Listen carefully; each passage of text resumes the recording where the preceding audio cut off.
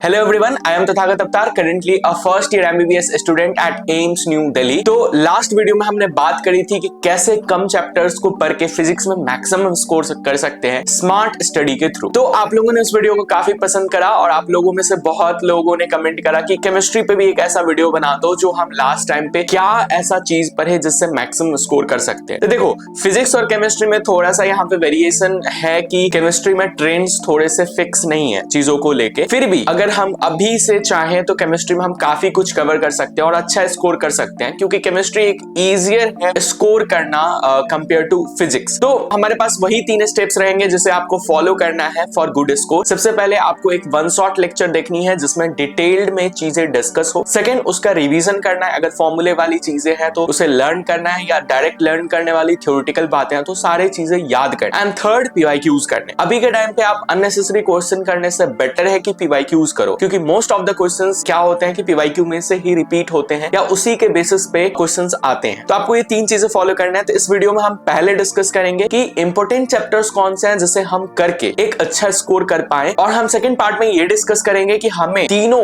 जो फिजिकल है, इनऑर्गेनिक है, ऑर्गेनिक है, उनको कैसे स्टडी करना है। तो देखो, सबसे पहले इंपॉर्टेंट चैप्टर्स की बात करें तो फिजिकल केमिस्ट्री में सबसे 3 इंपॉर्टेंट चैप्टर्स जो मेरे को लगते हैं वो है इलेक्ट्रोकेमिस्ट्री, केमिकल काइनेटिक्स और एटॉमिक स्ट्रक्चर। ये तीनों ऐसे चैप्टर्स है जिसमें से क्वेश्चंस 2-3 आ ही जाते हैं, और मतलब थोड़ा सा डिफिकल्ट भी होता है लोगों को इलेक्ट्रोकेमिस्ट्री वगैरह करने में। तो आप मेक श्योर करो कि इनके सारे कंसेप्ट्स आपको क्लियर होने चाहिए और पीवाईक्यूज अच्छे से इनके प्रिपेयर कर लेना। बात रही पीवाईक्यूज कितने करने हैं, तो देखो, जो फिजिक्स और केमिस्ट्री की बात है क्वेश्चन करने में पीवाईक्यूज के, तो आप सारे ही करो। जितने पीवाईक्यूज क्वेश्चन बैंक में आपके दे रखे हैं सारे क्वेश्चंस लगा लो। अभी आपके पास टाइम है कि आप सारे क्वेश्चंस इजीली कर पाओगे। और इनऑर्गेनिक में कौन से इंपॉर्टेंट चैप्टर्स हैं, तो सबसे पहले आपको ये पता है chemical bonding, periodic table, coordination, compound है। ये 3 चैप्टर्स हैं। उसके बाद आपको पी ब्लॉक, जो भी ब्लॉक केमिस्ट्री है उसके कर सकते हो, डीएनए ब्लॉक कर सकते हो। देखो, कुछ लोग क्या करते हैं कि सीधा केमिकल बॉन्डिंग और पीरियोडिक टेबल के सिर्फ क्या करते हैं, वो नोट्स पढ़ के जाते हैं। तो मैं इसमें कहना चाहूंगा कि आप 1, 2, 3 बार तो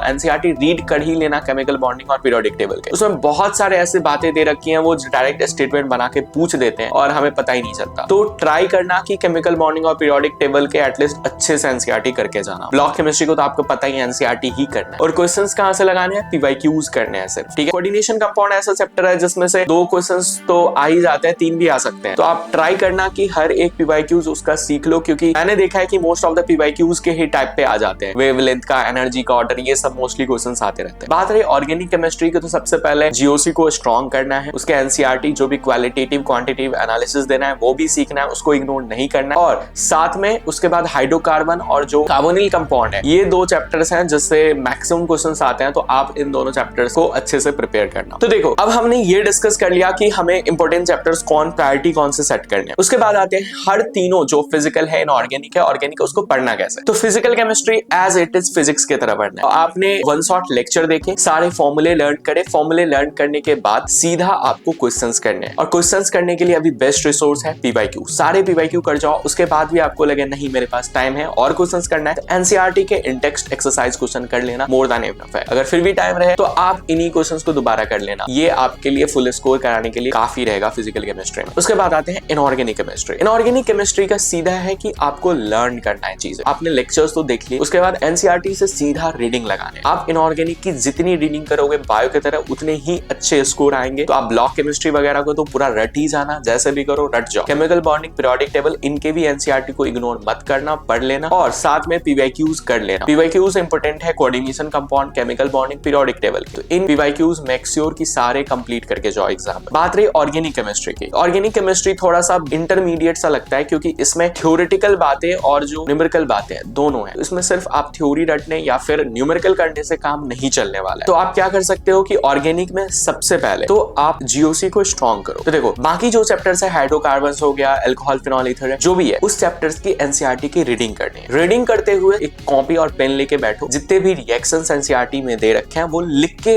याद करने हैं। जो भी इंटरमीडिएट है वो सारा याद करने। अगर आपको एनसीईआरटी के हर एक रिएक्शंस याद है ना, तो उसी में से आते हैं एग्जाम में। और बाकी हर एक रिएक्शंस के बाद एक रिएक्शन खत्म होता है, उसके बाद कुछ सॉल्व एग्जाम्पल होते हैं, उस सॉल्व एग्जाम्पल्स को करो। उसके बाद एक्सरसाइज, इन टेक्स्ट क्वेश्चंस भी रहते हैं, इन टेक्स्ट क्वेश्चंस करो, और साथ में एक्सरसाइज लगा लो, पीवाईक्यू कर लो। ऑर्गेनिक बहुत इजी है, अच्छे से स्कोर कर ले जाओगे। तो देखो, समरी अगर दे दूं इन चीजों का, तो सीधा कुछ नहीं करना है, आपको वन शॉट लेक्चर देखना है, साथ में आपको चीजें लर्न करनी है, इनऑर्गेनिक में याद करना है, ऑर्गेनिक में आपको सिर्फ वो जो रिएक्शन दे रखे हैं एनसीईआरटी में वो लर्न करने हैं, और फिजिकल में क्वेश्चंस करने हैं। अगर इन सब चीजों का आप इतना चीजें कर ले अभी के टाइम पे तो आप इजीली अच्छा स्कोर कर पाओगे केमिस्ट्री के अंदर में। इतना ही है, अभी आप ज्यादा भटकोगे, ज्यादा रिसोर्सेज के चक्कर में जाओगे तो उतना टाइम नहीं है। आपके लिए इजी वे रहेगा कि आप एनसीईआरटी और पीवाईक्यूज पे स्टिक रहें, जो आपको एक बेहतर स्कोर दे सकता है। तो इस वीडियो में इतना ही, फिर मिलेंगे किसी और वीडियो में, तब तक के लिए बाय।